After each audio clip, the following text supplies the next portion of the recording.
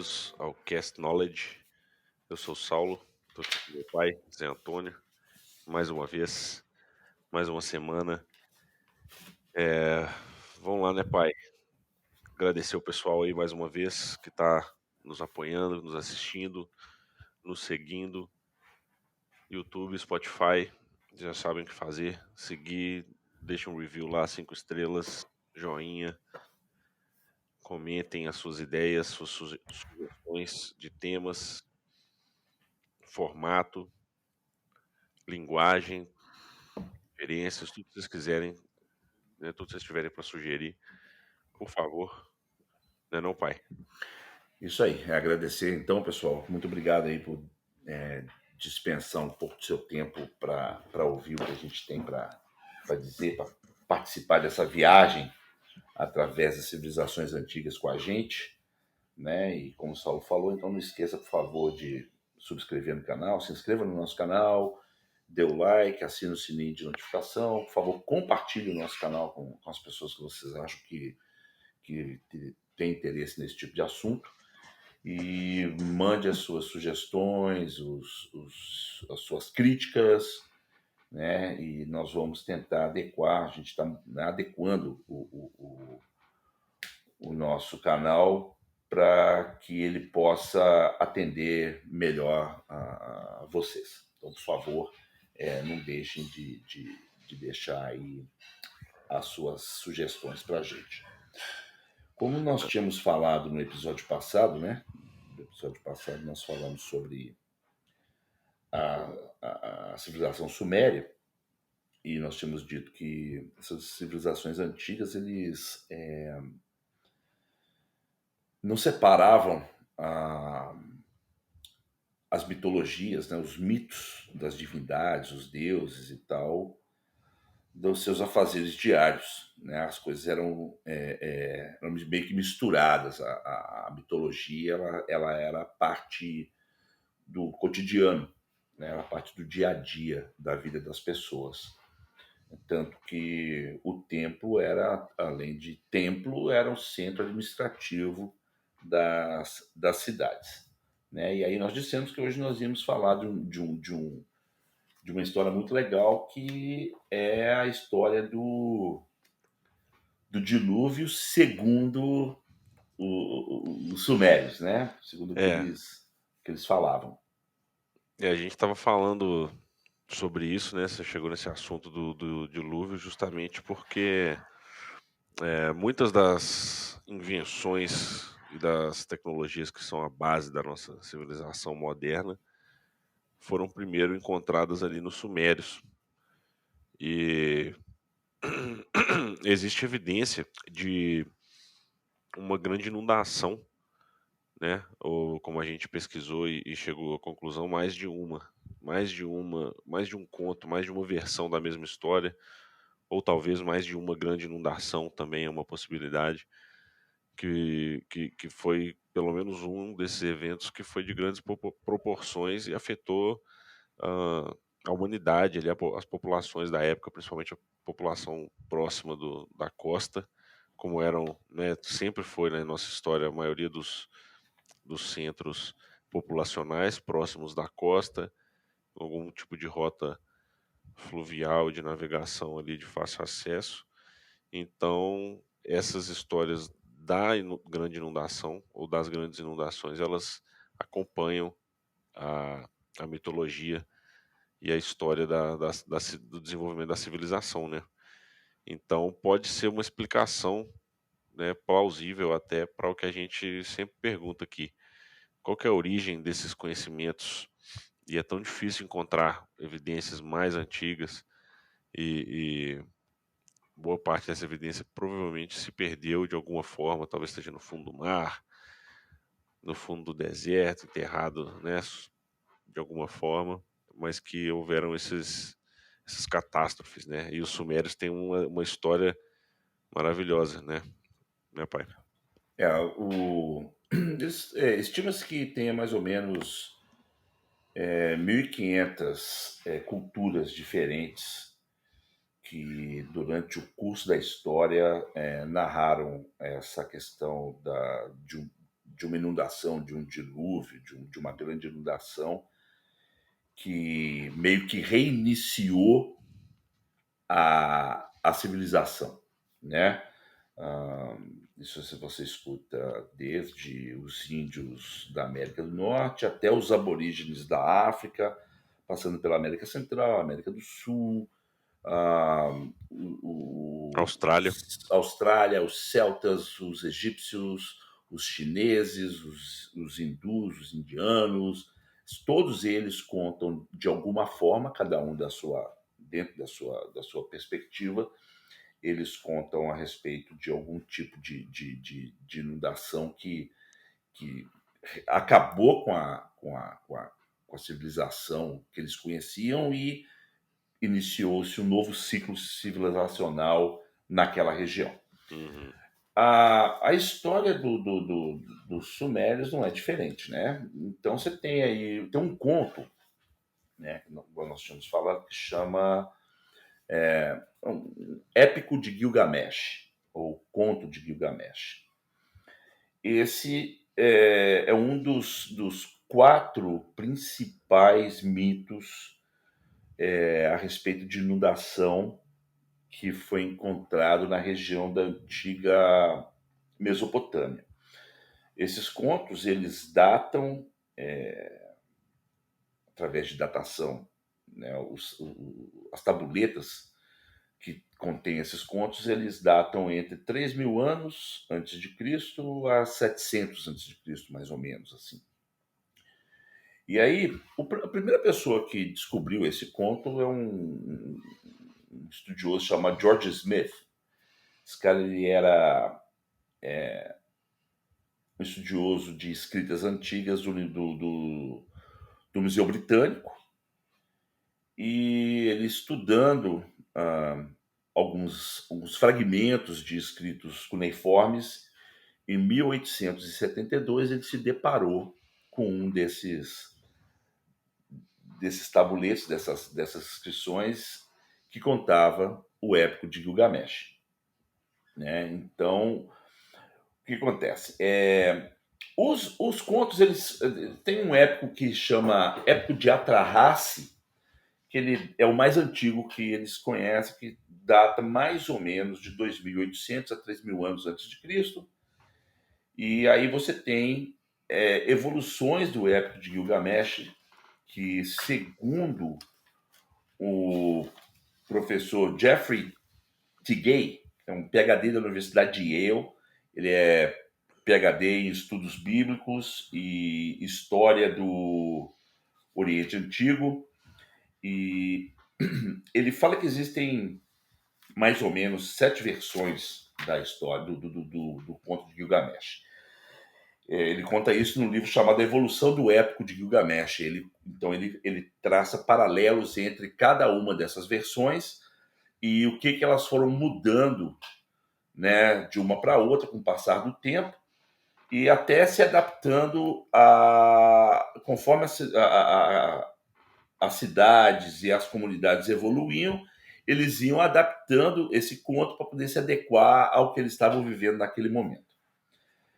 E aí o que acontece? O Épico de Gilgamesh, cara, é muito interessante porque... Bom, primeiro a gente tem que contextualizar, né? Lembrando que a Suméria, naquela época, ela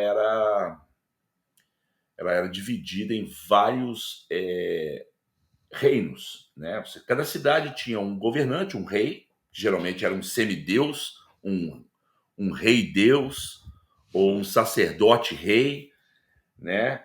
Então, se tinha um para a cidade de Ur, para a cidade de Uruk, e por aí vai. E Gilgamesh, ele era o rei da cidade de Urduk, né? Ele era um gigante, semideus, filho de um sacerdote rei, né? O pai dele era o rei de Urduk, antes dele, ele era um sacerdote, chamado Lugobanda, e de uma deusa, segundo o conto, chamada Ninsen. Estima-se, segundo a história, que Gilgamesh viveu mais ou menos no ano 2650 antes da nossa era, ou seja, 2650 antes de Cristo. Ele pode ter vivido entre 2900 e 2350 antes de Cristo. Porém, eles datam mais ou menos 2650 antes de Cristo. E aí, essa história é muito, muito interessante. Ele era o rei da cidade de Urduk, porém ele é um cara muito odiado pelo seu povo, porque ele era um cara que ele explorava muito o seu povo.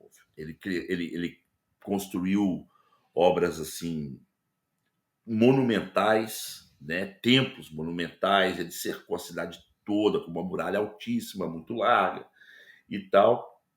E ele não era um cara considerado justo com os seus súditos.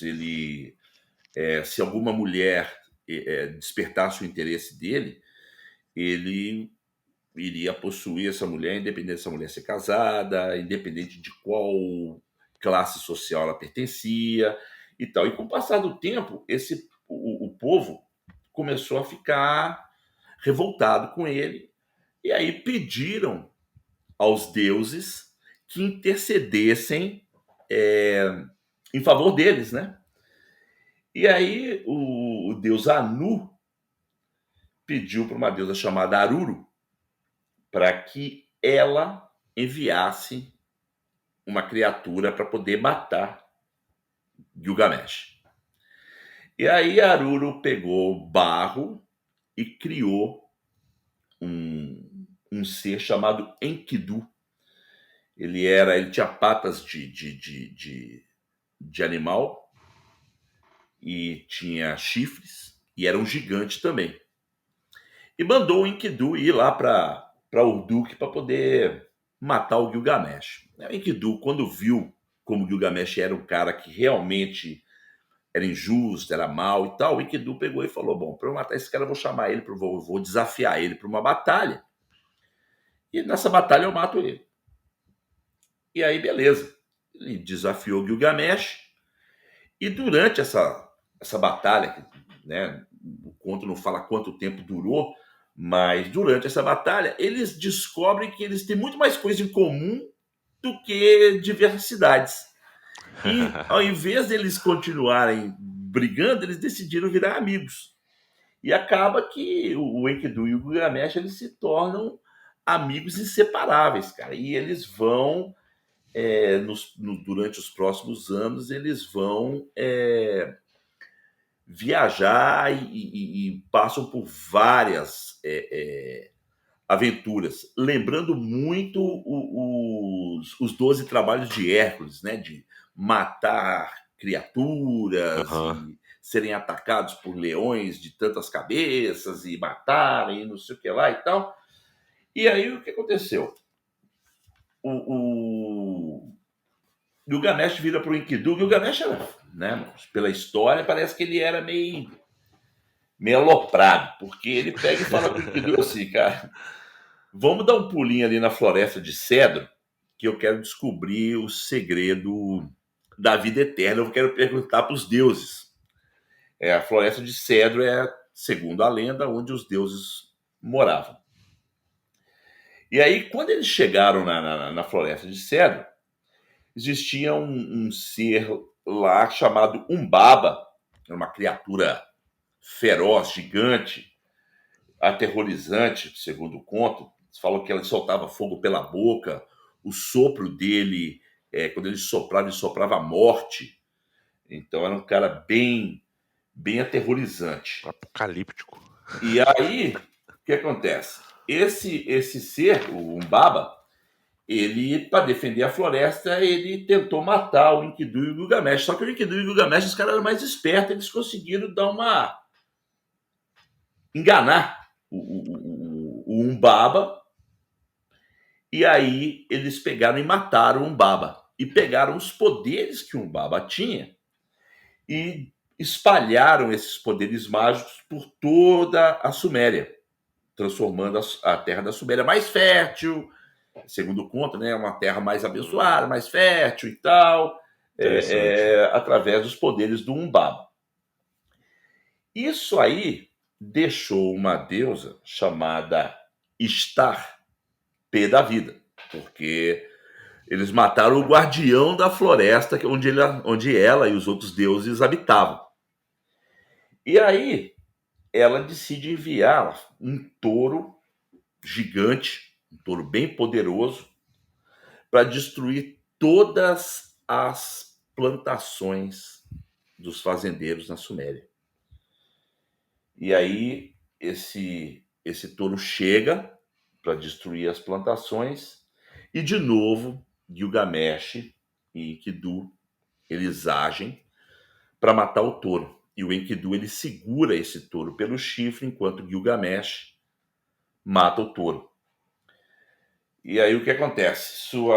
Deixou os deuses mais revoltados ainda, e aí eles fizeram um conselho e decidiram que Enkidu deveria morrer, uma vez que ele foi quem segurou o touro para que Gilgamesh pudesse matar. E, em consequência disso, eles condenaram o Enkidu a adoecer e, por consequência dessa doença, morrer. Só que o que acontece? Enquanto o Enkidu estava doente, Gilgamesh pensou, falou, pô, se o Enkidu, que foi criado pelos deuses, ele está morrendo, eu tenho que procurar a fonte da vida eterna.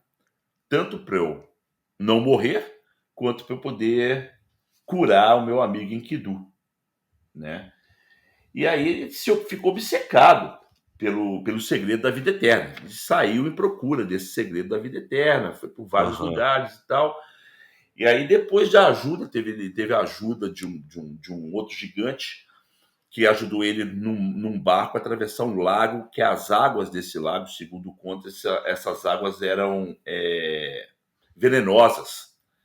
E ele atravessou esse lago e depois, né, do outro lado, ele, depois de uma grande caminhada, subiu montanha. O conto fala que ele andou por vales, desertos, vales e montanhas. Então, parece que essa caminhada foi uma caminhada bem longa. Aham. Ele conseguiu encontrar um ser, uma pessoa chamada Unapstin. Utnapishtim. O Unapstin, ele era imortal. E aí o Gilgamesh foi e perguntou para o Unapstin qual era o segredo da imortalidade, como é que ele conseguiria alcançar a imortalidade.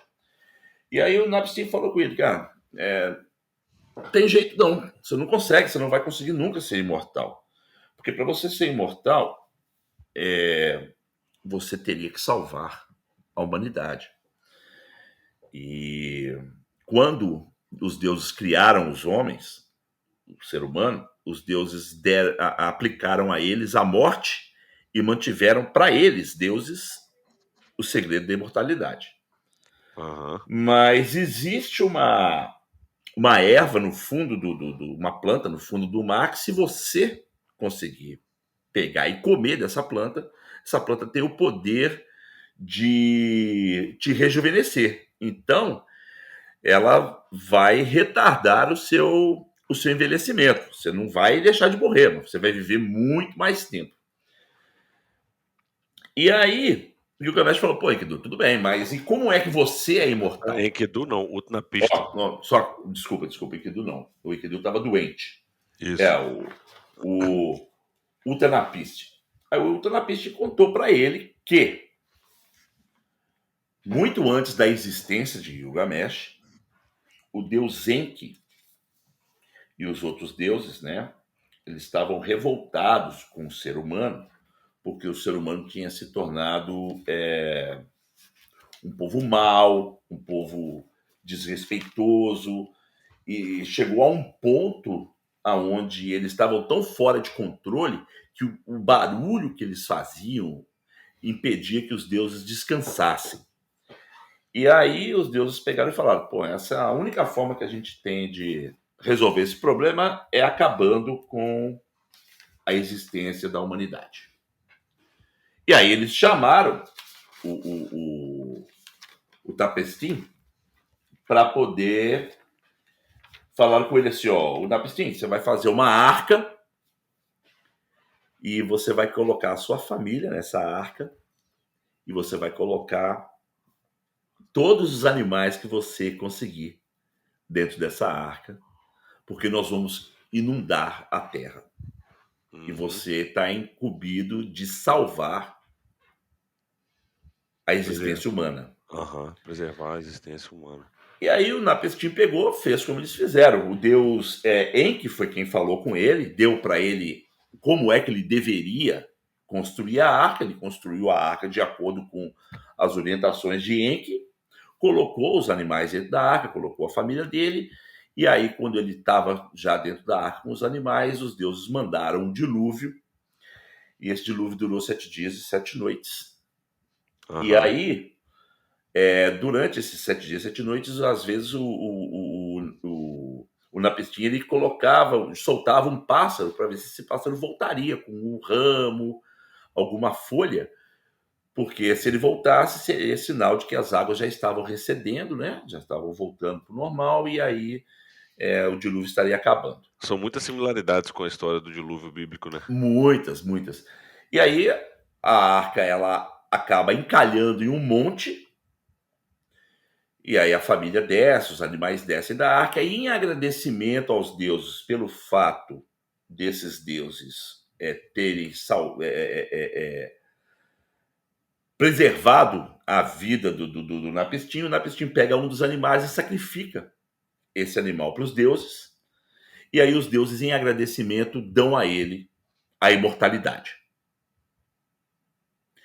Aí o Gilgamesh pegou e falou: tudo bem, então já que eu não vou ser imortal, eu vou atrás da erva, da planta. E ele foi, depois de muito tempo, ele mergulhando no mar e tal, ele conseguiu encontrar essa erva, essa planta.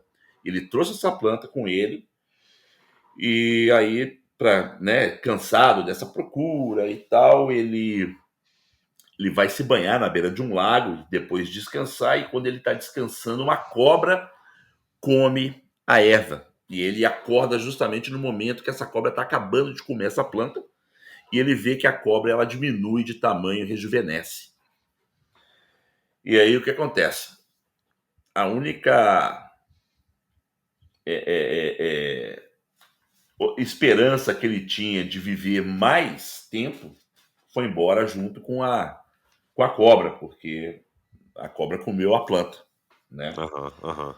E aí ele pegou e acabou se conformando com o fato de que ele morreria e decidiu seguir uma outra orientação do Napestim, que era que ele poderia também se tornar imortal caso ele fizesse o nome dele se tornar imortal.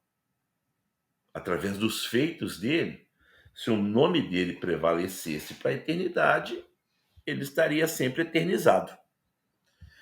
E aí ele voltou para o reino dele, né? Voltou lá para o Duque e se tornou, segundo conta, ele se tornou um rei muito bom, passou a ser um rei honesto e, ao mesmo tempo, ele começou a escrever a história dele em tabuletos de argila, né? Para que o nome dele se eternizasse. E aparentemente até então está funcionando, né? Porque a gente está falando dele É, é verdade. 5.000 anos depois. É, Então funcionou. foi assim que ele conseguiu eternizar O o nome nome dele. dele. É. O, Interessante essa é história. uma história muito legal, cara, e ela tem muita relação, muitas coincidências com o conto do dilúvio narrado no livro de Gênesis, no Antigo Testamento, né? A arca, os animais, uma família que se abrigou nessa arca, né? Sim, E soltar o pássaro para poder o pássaro voltar, para ele saber se a água já estava voltando, recedendo ou não.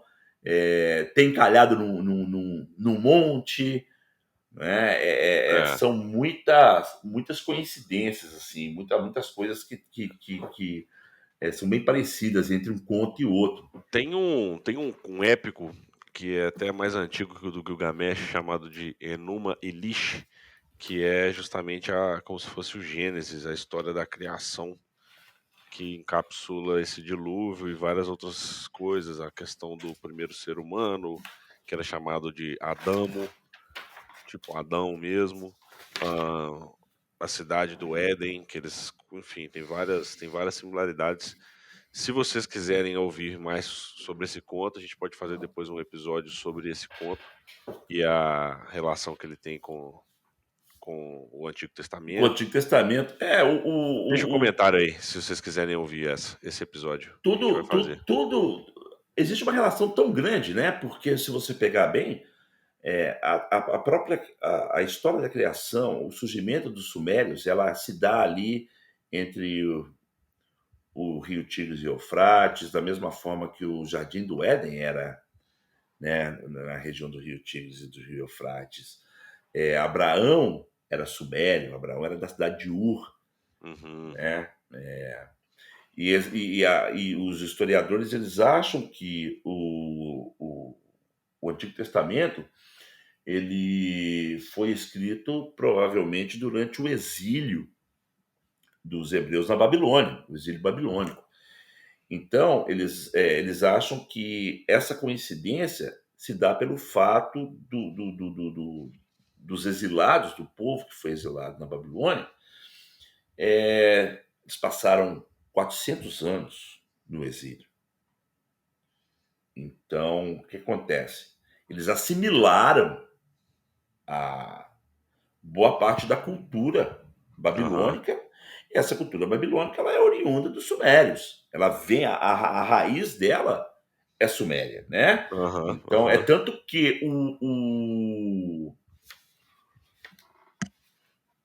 o conto de Gilgamesh mais novo, né?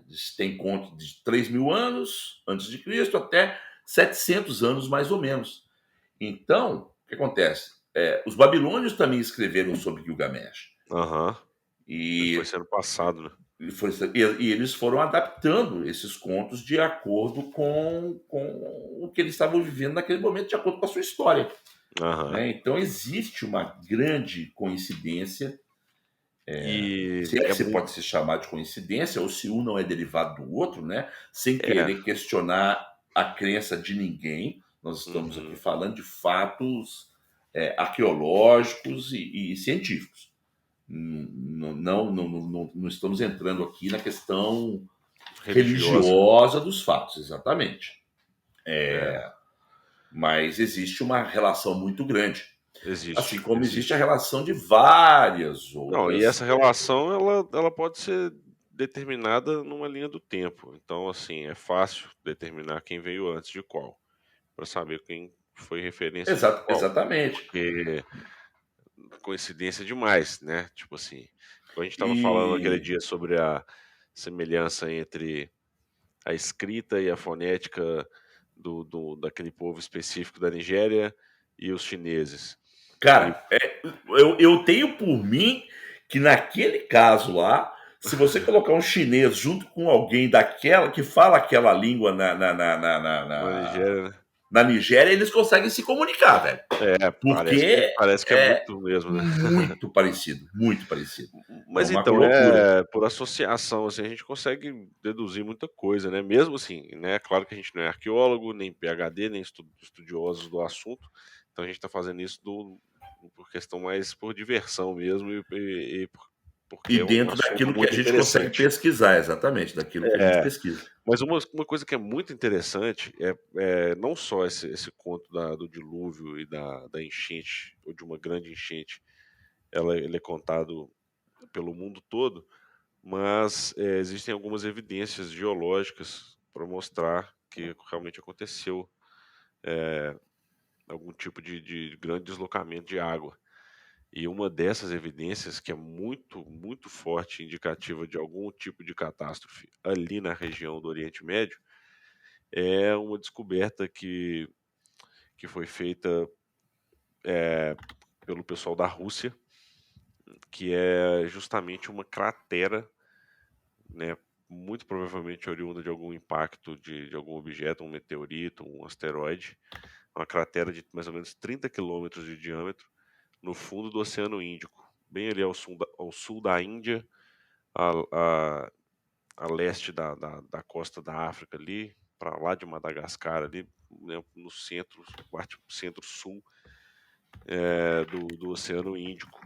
Então essa cratera, né, ela é datada mais ou menos de 5.000 anos atrás, de 3.000 a 2.800 antes de Cristo. E muito provavelmente, né, a gente tem alguns tipos de eventos que podem acarretar um grande tsunami, um mega tsunami, uma mega enchente de proporções bíblicas. Um deles é um impacto desse tipo. O outro seria uma erupção vulcânica, algum tipo de mega vulcão, caldeira que explode no fundo do mar ou próximo ao mar e causa né, um terremoto também. Mas essa cratera e a datação dela, ela é um indicativo forte de que aconteceu, porque ali já era mar, né? Essa cratera está a 4 quilômetros de profundidade. Então, se realmente vem um objeto capaz de deixar uma cratera de 30 quilômetros de diâmetro a 4 quilômetros de profundidade no mar, apenas na energia cinética dela ali, se deslocando com tanta velocidade, ela já evaporaria uma quantidade de água gigante instantaneamente na atmosfera. Fora que ia causar um tipo de terremoto e umas ondas se espalhando 360 graus a partir do impacto ali, que justamente ia pegar ali boa parte da costa leste da África, da península do Golfo Pérsico ali, Península Arábica, Índia, China, as ilhas ali, Indonésia e Austrália. E a gente vai deixar um vídeo na nossa playlist, que é 2 vídeos, na verdade, que mostram evidências geológicas, né, na geomorfologia aí dessas regiões, de um deslocamento de água muito grande ali, muito provavelmente oriundo desse evento que aconteceu aí, né? Que é muito interessante porque essa massa toda de água que ela evapora de uma vez também, ela depois ela volta, ela vai condensar na atmosfera e vai precipitar. Então corrobora também com a história de ter tido uma chuva que não acabava nunca mais. Depois da inundação foi um período de muita chuva. Isso é mais um. Durante, segundo o conto bíblico, 40 dias e 40 noites choveu, né? É, exatamente, é uma coisa E absurda desse segundo o tipo. conto do Gilgamesh, foram 7 dias e 7 noites. É, ué, exatamente, Então, exatamente. então é uma evidência bem contundente assim de que Demais. realmente Eu não, poderia ter s- existido. eu não falei o nome da cratera, né? Essa cratera chama Burckle. Burckle Crater, ou cratera Burckle. E a Academia de Ciências da Rússia lista ela como uma potencial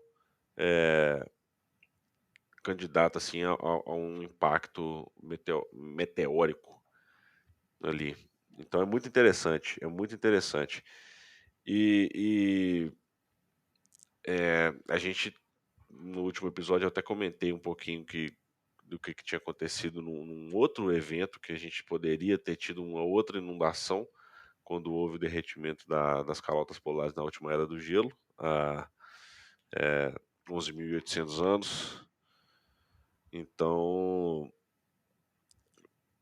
é interessante porque a gente tem outras histórias, né, que no próximo episódio a gente vai trazer, que são histórias do dilúvio, histórias dessa inundação visto por outros povos, inclusive povos que estão do outro lado desse evento que a gente acabou de falar aqui no Oceano Índico, o pessoal lá na América do Norte, e eles contam de uma inundação. Será que é a mesma? Será que é uma outra?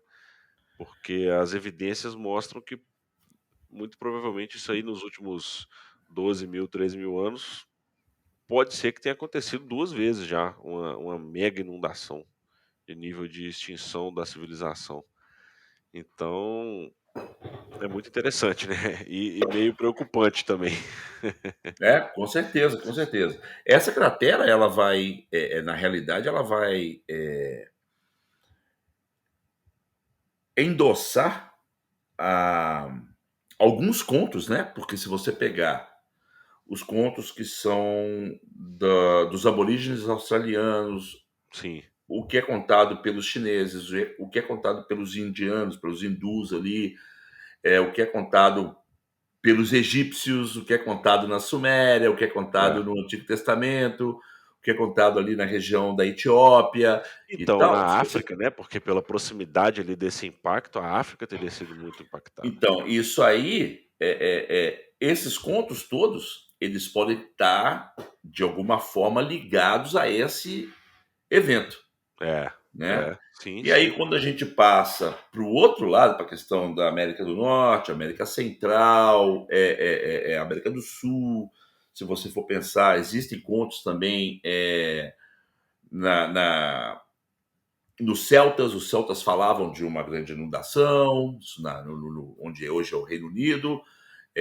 Então, quer dizer, o que a gente tem que ver, né, e nós vamos estudar um pouco a respeito disso, né, escutar um pouco a respeito disso no próximo episódio, é como é que as outras civilizações enxergam essa questão do grande dilúvio, né, E dessa uma coisa é grande certa, né, inundação. basta você olhar para a Lua para você perceber que, assim, a quantidade de impacto que qualquer corpo celeste recebe diariamente de corpo ou pedras, né, asteroides, meteoritos que fazem impacto com os corpos celestes. Aqui na Terra a gente às vezes tem uma ilusão de estar protegido, porque a gente tem a atmosfera, então os menores, os corpos menores, que são a maioria deles, desintegram antes de cair no chão e fazer um impacto, um estrago grande. Mas alguns poucos que caíram aqui, que a gente tem notícia, a gente sabe que causaram grande destruição aqui, né? Ou dos É, inclu- dinossauros. Inclusive, eu ia te falar isso agora, inclusive o que eles atribuem à extinção dos dinossauros, que é É, onde hoje é o Golfo do México, eles é. estimam que Lá caiu. na península de Yucatán, no México, chamada cratera Chicxulub, é uma Então, cratera que tem 180 quilômetros de diâmetro e estima-se que o asteroide caiu lá, tinha 10 quilômetros de diâmetro, a pedra. Então, ela foi causou. suficiente para causar a extinção dos dinossauros. Então, por aí É, você imagina agora, o que foi o provavelmente. impacto. E provavelmente nos últimos 13 mil anos aí é possível que tenha acontecido dois, muito provavelmente um grande impacto aí que causou uma grande inundação e muita perda de conhecimento, muita tragédia, com certeza, né? Muita gente morreu, muita coisa foi soterrada e inundada.